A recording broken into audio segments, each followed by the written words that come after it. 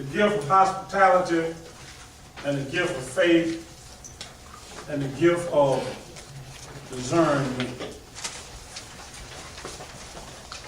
I finally got to a spiritual gift that I don't think that I have. I don't think I have the gift of hospitality because it's defined as people. Now, I love to entertain strangers sometimes, but it go on to talk about entertaining them in your home. I'm not real interested in somebody moving in with me and staying. I get your room in a hotel or something like that, but you're not likely to get the opportunity to move in with me. You all saw the lady, I guess it was in California. They had hired her as a nanny. They got ready for her to go, and they couldn't make a move. It's easier to allow somebody to move in, and then you all remember Katrina. There were several situations, bad situations that came out of that, with people trying to exercise the gift of hospitality. One, the family took somebody in the house, and the daughter got raped. That's a bad situation. See, I don't want to go to prison, so I don't have that gift, and I'm not going to be bringing it into my house. Use hospitality one with one another without grudging. That means that when you exercise the gift of hospitality, if that's your spiritual gift, you can do it with joy. I believe that I know a person in our church with the gift of hospitality, and I'll tell you why. I think that Glenda and Theodis Chambers possess the gift of hospitality. And on more than one occasion, they have demonstrated that to me, but the one that stands out the most is when John Mark passed. Carolyn was living in, and John Mark were living in Dallas. The remains was brought back here. And Glenda called me, and she said, Pastor Hammond, say, tell Mrs. Townsend, if she needs somewhere to stay while she's here for the funeral, she can stay with me. And she stayed with another friend while she was here, but they made the offer. Yeah. But even though she stayed with another friend while she was here, they furnished her a car. Theodis and Glenda furnished her a car to drive while she was here. And that's what we're talking about when we're talking about the gift of hospitality.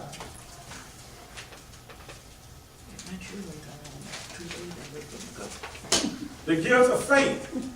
Now, whether you have a gift of faith or not, you got to have faith, because you can't be saved without faith.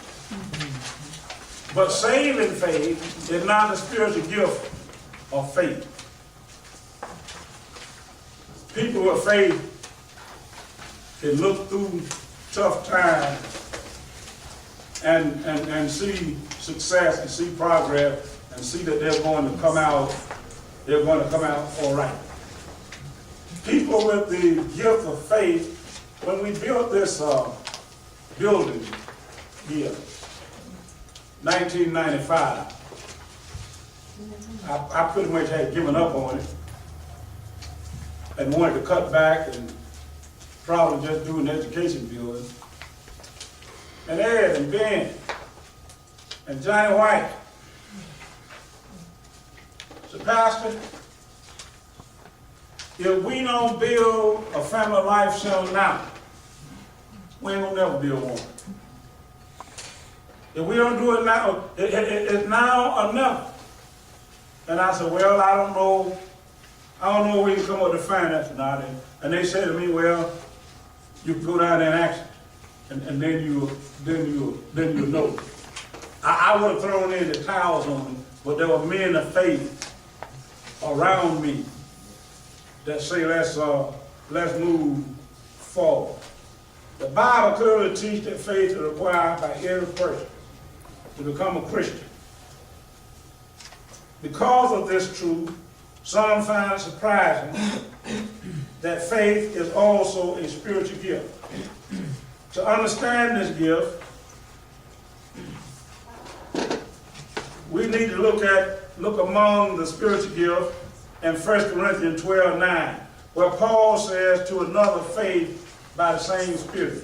All believers must have faith, but not all believers have the gift of faith.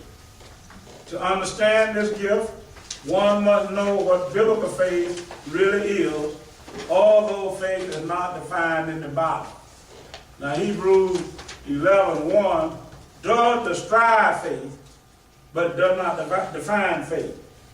Biblical faith is a future hope that is so real, it gives absolute assurance in the present. Faith gives present assurance and substance to what is yet future. And it's so real to you until you all can feel it, almost feel it with your hand, or you can see it. Then discernment. I once knew a person in the church that I thought had the gift of discernment, and she's gone to heaven now. I thought Sister Willie Mae Binder had the gift of discernment. And I'm going to tell you something. If she came to you and told you something about somebody, you had better watch out. It could be the first time she met. And she said, Reverend, watch out now. Watch out. And she said up a lady one day to me, said, Reverend, there's more to it later than that white dress you're looking at. so you be careful now. Now, the discernment describes a person with the ability to do what Peter said, try the spirit from which sort that, you know, some folks can come to you with some stuff and it comes from the devil, and other folks come to you with stuff that come from God, and a person with the gift of discernment will know immediately whether that's of God or whether it's of the devil. Now, please keep in mind that the devil can come to you with some good stuff, but it is still of the devil. He's clever. You know, whatever you say about the devil, you cannot say that he is dumb.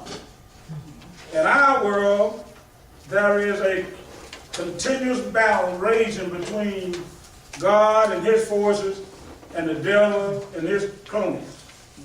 Satan's opposition is almost always subtle rather than direct. For every real thing God offers, Satan offers a fake counterfeit. He offers everything that he offers. If God offers something, Satan gonna make that look unreal.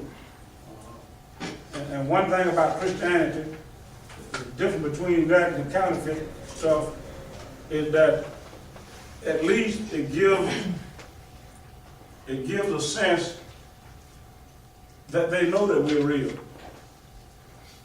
Anybody in here ever seen a counterfeit $75 bill? Counterfeit $17 bill. The reason you haven't seen those bills counterfeit is that there are no real bills. There's no real $75 bill. There's no real $17 bill. And the only reason somebody would want to pretend that they are a Christian is that they know some real Christians. They know some real Christians. And Keith, that's why, as you all minister back there in stewardship oversight, people that claim that they hate the church they get between a rock and a hard place, they'll come to the church because they believe you're a Christian. They didn't go to the duck hen. They didn't go, they came to the church because they believe that in spite of the fact that I've did nothing but bad mouth the church, I've done nothing but put the church down and talk about folk that go to the church, I believe that they'll have mercy on me and they'll help me in the time of need, and they'll come to you. They'll come to you because that's an indication that they do believe in you and not that they do not believe in you. That concludes those two introductions.